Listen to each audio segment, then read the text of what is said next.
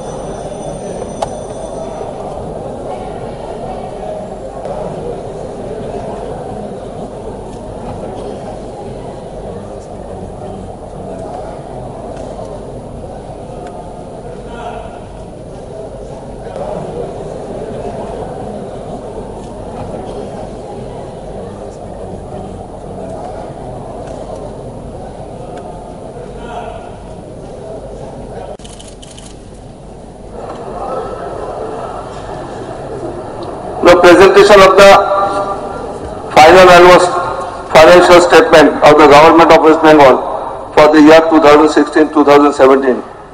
Dr. Amit Mitra to present. মাননীয় মুখ্যমন্ত্রী মমতা বন্দ্যোপাধ্যায়ের বলিষ্ঠ নেতৃত্বের উপর তাদের পূর্ণ আস্থা রেখেছেন। এই সরকারের উন্নয়নের জোয়ারের প্রতি বাংলার মানুষ বিপুল সমর্থন জানালেন। এই মহতী সাধনে দাঁড়িয়ে সেই অসংখ্য মানুষকে ধন্যবাদ জানাই ও সেলাম জানাই। আগামী দিনে আমাদের উন্নয়নের অঙ্গীকারকে আরো এগিয়ে নিয়ে যাওয়ার জন্য আমরা প্রতিজ্ঞাবদ্ধ। আমাদের প্রিয় নেত্রী মমতা বন্দ্যোপাধ্যায় আপামর মানুষের জন্য কাজ করার যে অদম্য উৎসাহ সে ফুটে উঠেছে এই সুন্দর উর্দুর শেরে। मैं बुरे हालत की तूफानों से घबराता नहीं, मैं बुरे हालत के तूफानों से घबराता नहीं, मुझको अपने हौसलों पर बेतहाशा नाज है। নিজের উপরে কনফিডেন্স। मैं बुरे हालत के तूफानों से घबराता नहीं, मुझको अपने हौसलों पर बेतहाशा नाज है। এই বাজেট পেশ করতে গিয়ে শুরুতেই আমি সব রাজনৈতিক দলের মাননীয় সদস্যদের শুভেচ্ছা জানাই, নমস্কার করি। নমস্তে, আসসালামু আলাইকুম। বামফ্রন্ট সরকারের নেওয়া ঋণের বিপুল বোঝা, একটি অসহনীয় ঋণের ভাঁজ মাথায় নিয়েও প্রথম 5 বছরে এই রাজ্য সরকার উন্নয়নের বিশাল কর্মসূচি রূপায়ণ করেছে এবং নতুন নতুন মাইলস্টোন ছুঁয়েছে। রাজ্য শাসনের বিভিন্ন ক্ষেত্রে আমাদের সাফল্য সারা দেশের তুলনায় উন্নয়নের এক নতুন মাত্রা বেঞ্চমার্ক যোগ করেছে। অন্য অনেক রাজ্য উন্নয়নের লক্ষ্যে আমাদের বিভিন্ন উদ্যোগের অনুকরণে কাজ করতে চাইছে, যা কয়েকটি হলো কন্যাশ্রী, সবুজ সাথী, খাদ্য সাথী, ন্যায্য মূল্যের ঔষধের দোকান, আর্থিক ও রাজস্ব ক্ষেত্রে ই গভর্নেন্স ইত্যাদি। জনগণের সার্বিক উন্নয়নের লক্ষ্যে এই সরকারের নজিরবিহীন উদ্যোগ দেশ ও বিদেশে প্রশংসিত হয়েছে এবং দৃষ্টান্ত স্থাপন করেছে। ধন্যবাদ মাননীয় অর্থমন্ত্রীকে।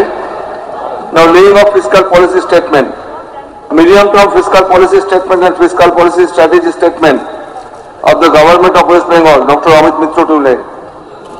Honorable Speaker, sir, with your kind permission, I beg to lay the medium-term fiscal policy statement and fiscal policy strategy statement of the Government of West Bengal.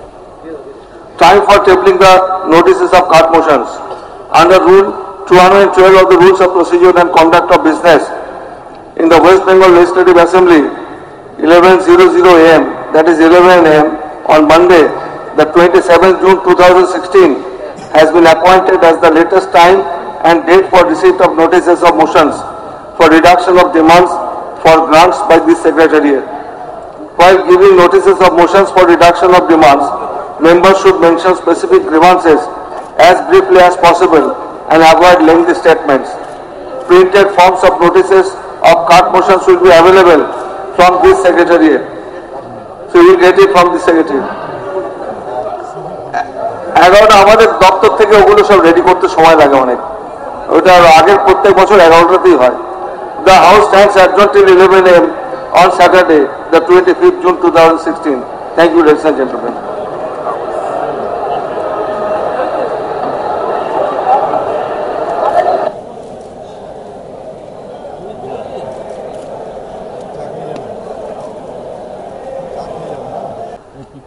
মাননীয় অধ্যক্ষ মহাশয় এবং এই মহতী সদনে সকল মাননীয় সদস্যগণের সামনে আমি 2016-17 আর্থিক বর্ষের জন্য পরিকল্পনার খাতে 57,905 কোটি টাকা ব্যয় বরাদ্দের প্রস্তাব করছি। 57,905 কোটি টাকা। আমাদের সরকারের প্রধান লক্ষ্য হল জনগণের, বিশেষ করে অর্থনৈতিক ও সামাজিক দিক থেকে পিছিয়ে পড়া মানুষদের জন্য আর্থিক ও সামাজিক উন্নয়ন করা এবং কর্মসংস্থানের সুযোগ তৈরি করা।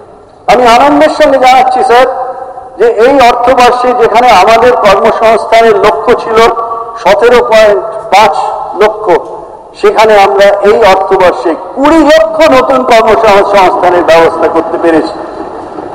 স্যার একটু অ্যাড করতে চাই আপনার পারমিশন দিয়ে।